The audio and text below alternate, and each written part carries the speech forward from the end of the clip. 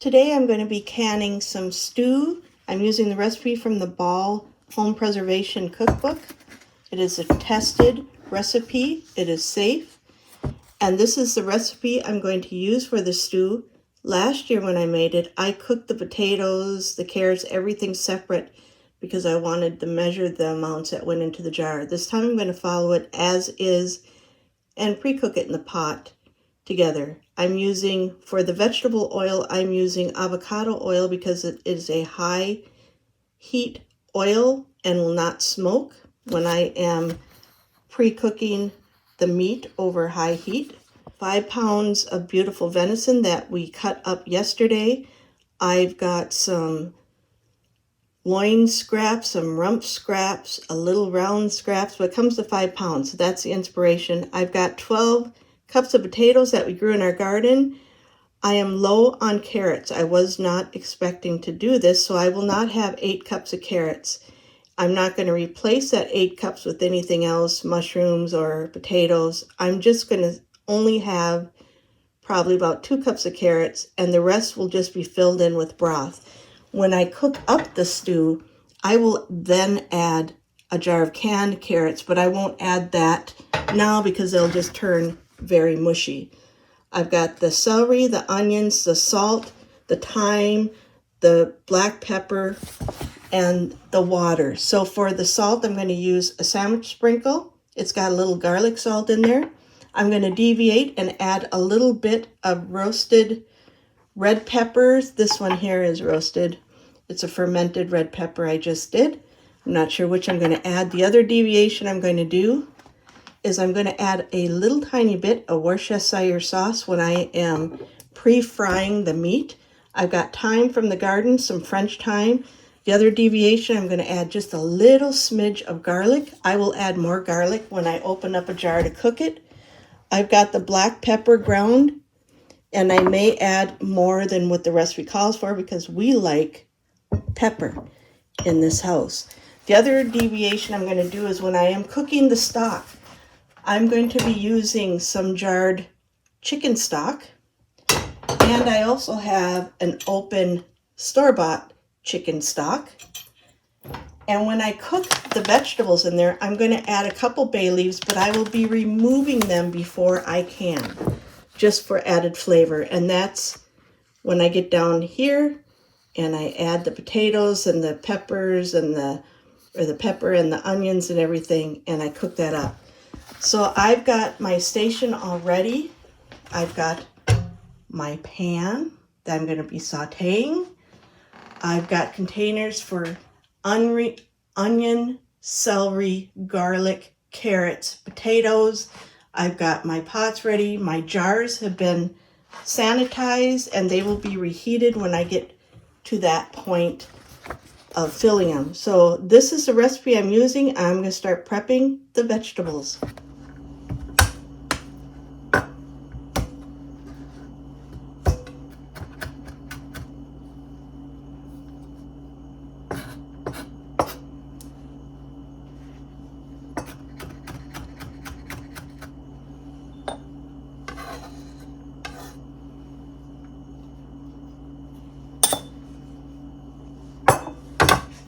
I can honestly say this is the first time I've ever been caught off guard by not having an abundant amount of carrots ready in my fridge.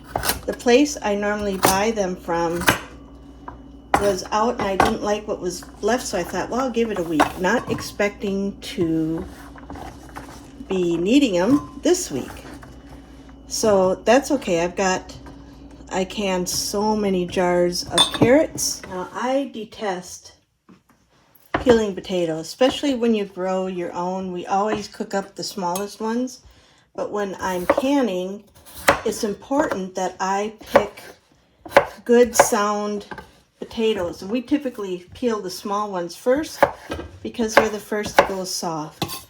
But in canning, you want something more sound. So some of these potatoes were not big, what I'd call big. They're more medium, and the rest were small but sound. And So I've got just 12 cups of potatoes. I'm going to wash them until I get clear water. My venison is cubed. I'm going to go get that and start cooking that up. Now for the start of our stew, the venison, I do like to make sure it is as dry as possible. And we're not cooking it, we're just pre-browning it. This is where it's going to get its flavor. The caramelization in here will develop its flavor being browned, and you don't want to overcrowd the pan. And this is just to soak up any of that extra juice. There's absolutely zero gaminess to this venison. It is so clean and so delicious and so tender. It's going to make a beautiful stew. You could use beef, you could use chicken, I've made it with bison, whatever meat you have. When I open up a can, I always doctor it, even though it's ready to go as is. And when I doctor it, sometimes I add more canned carrots, which I will definitely be doing with this batch since I've got a carrot shortage. I will also sometimes make a dumpling recipe and put it on top, wrapping the lid in a dish towel so it doesn't drop water condensation droplets on it. And sometimes I will add other seasoning, but the dumplings on it, what that does is that adds flour that will thicken the gravy. And if you want your stew thickened, you can add flour, you can add cornstarch, you can add rice flour. There's a variety of thickeners depending on your family's preferences and dietary needs. You don't have to thicken it. You can eat it like a soup. We like to thicken it. I will often just pour off the vegetables and take a little of the reserved liquid and add a little thickener of my choice and then stir it in to thicken it up. Unless I do dumplings, I won't do that. And it's just a good, hearty, quick, easy meat to prepare, a meal to prepare. I am going 4 batches, but you can see this beautiful browned meat. That's the flavor you want on there before you can it. And so I've got my last batch in, and then I can start putting everything in a pan. And it is getting late in the day for canning, but I got a late start. Look at that. That's that flavor. So I've got a little bit of substance in here that I consider some flavor. So I'm going to deglaze this pan. No rogue pieces of meat. I'm going to deglaze this for 2 reasons. 1, to get that flavor out, and 2, when it's hot like this is the best time to clean it. And mostly, I've been taking great care to clean this pan. I'm going to heat this up. A 1/4 cup. It's not hot enough yet. 1/4 cup of this chicken broth that I'm going to be putting into the stew. I've got the water heating. Yeah, that's about right. This just helps deglaze it, cleans it, and you get all that nummy flavor off. Now, if you were cooking this to serve, you could add your butter and then a little bit of your flour and make a very fine gravy. But this is part of the stew, and I'm pretty clean when I make a venison stew, because I think 40 years ago I made a stew with a very large old buck, and it was really hard to chew. You take a bite, you chew it, you dunk it in some sauce, and you'd repeat that about 4 or 5 times. And there is absolutely no gaminess whatsoever or off flavor to this meat. It's sweet and tender, and I know in the top of this pan there's a smidge of some loin pieces, just a few, just a handful of these loin pieces and sirloin pieces. So I know this is very tender and it's very delicious. Yeah, so now I'm going to get going to heating up the broth and getting the veggies in and the canner started. I'm preheating this broth before I add the veggies because everything should be hot, and I'm going to add the sandwich sprinkle in place of the salt. Well, maybe half of it. So I'll put in 2 teaspoons. I put my bay leaves in, and I must remember to take them out. I'm also going to add in a teaspoon of French thyme. I decided not to use the fresh garden stuff, maybe a little more, because I've got plans for that coming up in Thanksgiving. I'm going to add a little bit more red pepper flakes, just a little. I'm going to add 2 more teaspoons of canning salt. It calls for 4.5 teaspoons, so I'll just go with a total of 4 teaspoons total. You can always add salt, but you can't take it out.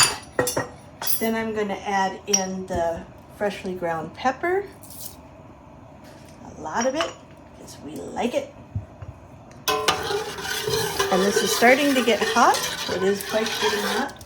I'm going to add in the celery and my meager carrots. In this household, we love carrots, so anything I cook, a roast or a chicken or a stew or soup, always gets double the amount of carrots. So it's kind of so sorry and sad that we don't have carrots. I should have. I'll have them in a few days, but I didn't want to wait. This meat is fresh and I didn't want to freeze it. Add in my smidge of garlic. These very strong onions. Oh yeah, they're still strong. I have them covered so I could stop being so emotional. Get all them out. Drain off my potatoes. These potatoes have been rinsed multiple times. And get them in there. Ooh, there's going to be just enough room for the meat. Give this a stir. I'll add the meat and then I'll pour over the water to get to the remaining amount. I know. I think I'm going to regret not using a bigger pot. That's going to be tough. Okay, because I love doing dishes, I switched to the big guns, the big pot. Got some boiling water to pour in. Once I get this poured in, I will get my canner ready and my jars over, and I'm going to need a little more water. Because I was short carrots, when I go to can this up, I'm going to put in all the solids in the jar. Then I'm going to pour the broth over it, and whatever I don't have enough for, I will add more water to make up because I didn't get all them carrots in. Last year I cooked everything separate and put it into the jars separate so that I could see exactly how much of an amount of everything I had. This is so lacking carrots. It's making me sad. But it will be very good. We'll get this cooking up. You can already see some of the color from the meat and the seasonings and the chicken broth. I'll bring this up to a boil. Simmer that for 5 minutes and we'll be ready to jar up. A note about my pan. I got my first stainless steel pan when I lived in an Amish community about 40 years ago. And then I had our beer kettle, which was actually a aluminum pan with a non-stick coating that I used for big batches, which I'd been trying to get away from for a long time, and always using multiple stainless steel pans. I have 6 quarts, 8 quarts, and so on, several of those divided up. And this was always my wish. And for Christmas, my family surprised me by getting the big kettle for me. And every time I use it, when I'm done, I buff this to a shine. I'm very anal about it because it is such a tremendous, huge gift. I am the wife of a teacher. We can't afford a lot of expensive toys, so if I get one, I'm going to take very good care about canning jars. The newer ones, these rims here aren't as big as what they used to be. On the older ones, they stuck out farther. You can see that one, which is nice, so you could hold it by this rim without your hand getting hot and fill it. And these new ones, you can't do that because your finger touches the jar. Your fingers get really hot. But I don't have enough of these old guys, so I treasure them. And when an old jar like this one goes out of service, it is because there's a little chip in there. You can see it right here. Them flea bite chips will not assure a good seal. But these are great. I love these old ones. So this is my daughter's favorite soup jar. She will put her soup in this, take it to school, and heat it up in the microwave. And so I reuse all of these that are favored with dry ingredients, herbs, flours, cornstarches, soups, whatever. So I've brought this to a boil. I'm going to try and evenly distribute this veg without carrots.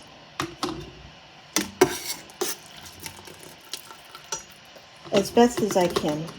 I have burnt my fingers several times trying to move these jars.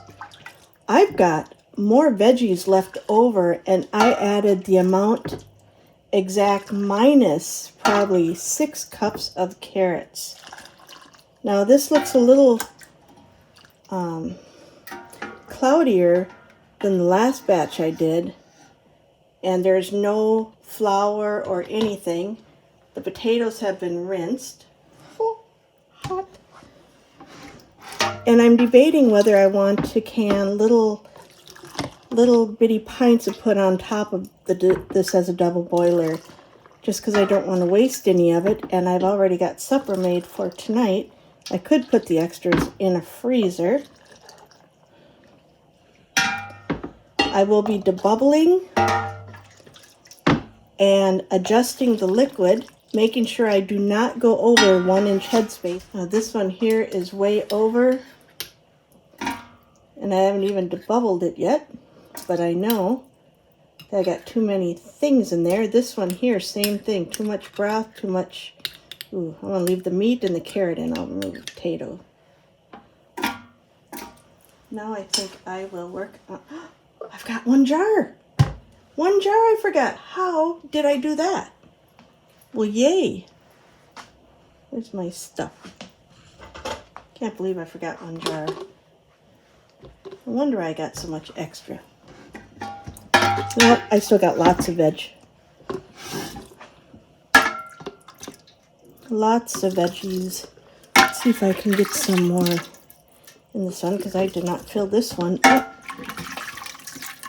I think I'm just going to have enough for a pot of soup to put in the freezer and get some of the meat chunks in there. This smells absolutely amazing. Now I'll debubble, and I've got about, gosh, that much left. It's not a whole lot. You can see how thick my spoon is, so maybe about a pint left is what I've got. Now I'll debubble. And the purpose of debubbling is to get rid of any air pockets. And when you get rid of air pockets, it normally lowers the amount in there, which is good. Only thing it's missing is carrots. Well, there's carrots in there, but they're mostly yellow and white. They look just like the taters. This one I might have to remove some liquid from. Oops, missed. I'm such a klutz in the kitchen. My daughter is horrified every time I come in here, because apparently I leave like a tornado amount of damage, and she cleans up after me, bless her heart. And she said to me last week when she was in here, when I was baking bread, she goes, "It's a darn good thing you're a good cook." Otherwise, I don't think I'd be getting the help that I do. So this here is going to be debubbled. This one is going to be just about right. This one, I want to make sure I give myself that 1 inch headspace. So I'm going to remove, actually I'm going to remove a potato. And this one here too is fairly close. So there, let me think about doing. I'm not sure why it's cloudy. Maybe it's because I boiled it and the potatoes gave it some. This is the jar I cooked last year, and I cooked everything separate and added it. But I followed this recipe and pre-cooked it for 5 minutes. It's the only difference I did. I wiped the rims once. I use vinegar. With anything fat, I'll use just water if it's like a jam. The lids or the rims are pretty clean, so it should get a good seal. I'm kind of shocked about the cloudiness, and I can only think it's because I cooked the potatoes. I use the same potatoes that I cooked last year. Everything from the garden is the same, so I'm not sure why it looks like a stew. I've got ball lids, but for something that's really important, I always use 4-jar lids. I'm a huge fan of them. I've never had a fail, and I've always pre-boiled these, and I'm told when they're cooking for 90 minutes in a pressure canner, you needn't do that anymore. When you put the lid on, you only put it on until you get the resistance and finger tight. That's all you do. And the reason why is because you need room for that steam to come out. Do it too loose, you will get too much siphoning, and that steam can escape. And you can see I'm just barely putting any pressure on that. And these are ready to go into the canner, which I have preheated over here. You can see the steam is coming out. I'm going to exhaust this for 10 minutes. It is done, and I am pulling it out of the canner with a deer that was taken just a few days ago. So one already sealed. I heard a pop. So that is our venison stew. It is 8:30 at night, and I did not lose any water siphoning. You can see it's boiling here, right there. And this is going to be an excellent meal. So 1 day's worth of work, we got 7 meals plus a meal, because I actually had 8 jars. Now if I would have added the full 8 cups of carrots, I would have had another extra jar.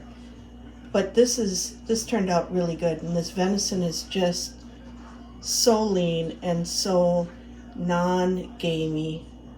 I'm excited about that. And I also have my beloved pan all polished and ready for next time.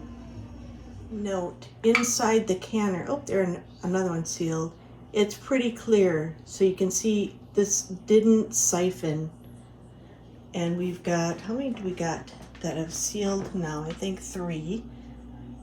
And I'm pretty sure that they're all going to seal. The venison stew that I cooked yesterday is all sealed and looking very well. My pan has been cleaned.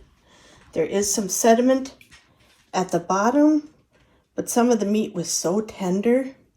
This one's a little lower in liquid, but most of them, this is the lowest one, most of them did very well. The broth up here is clear. It gets a little bit murky as you come down because I had some small pieces of potato, and some of the venison I used was so tender, it just fell apart. Some of the chunks held their shape. But it is incredibly delicious, and it was so easy to do. The jars are washed, dated, and ready to go on the shelf.